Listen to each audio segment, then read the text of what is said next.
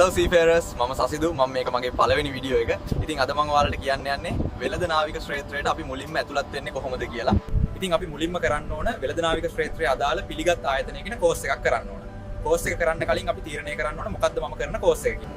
Course එක තෝරගන්න කලින් අපි දැනගමු නැවේ තියෙන ඩිපාර්ට්මන්ට් ටික මොනවද කියලා. අපි දැන් කතා කරමු එක එක ඩිපාර්ට්මන්ට් එකට අදාළ කෝසස් මොනවද කියලා. මම මුලින්ම කතා කරන්නම් ඩෙක් ඩිපාර්ට්මන්ට් එක ගැන. හරි, ඉතින් ඩෙක් ඩිපාර්ට්මන්ට් එකට අදාළ අපිට කරන්න පුළුවන් කෝසස් දෙකක් තියෙනවා. එකක් තමයි ඩෙක් රේටින් කෝස් එක, අනිත් එක ඩෙක් කැඩට් කියන කෝස් එක. මේ දෙකේ වෙනස්කම් තමයි. ඩෙක් රේටින් කියන්නේ නැවේ ක්‍රූ මෙම්බර් කෙනෙක් විදියට වැඩ කරන්න මූලික පුහුණුව පුරුදු කරන කෝස් එකක්. ඒ කියන්නේ ඔයා ඔෆිසර් කෙනෙක් වෙන්න ඉගෙන ගන්නවා නෙවෙයි, ඔයා නැවේ ප්‍රැක්ටිකල් වැඩ කරන කෙනෙක් වෙන්නයි ඉගෙන ගන්න. හැබැයි ඔයාට සී එක්ස්පීරියන්ස් සහ එක්සෑම්ස් කරලා කැප්ටන් කෙනෙක් දක්වා ඉහළට යන්න මේ කෝස් එක කරලා පුළුවන්. ඉතින් මේක ගොඩක් දිග වීඩියෝ එකක් නිසා මම පාර්ට් වෙනම අප්ලෝඩ් කරන්නම්. අපි පාර්ට් 2 වලින් කතා කරමු.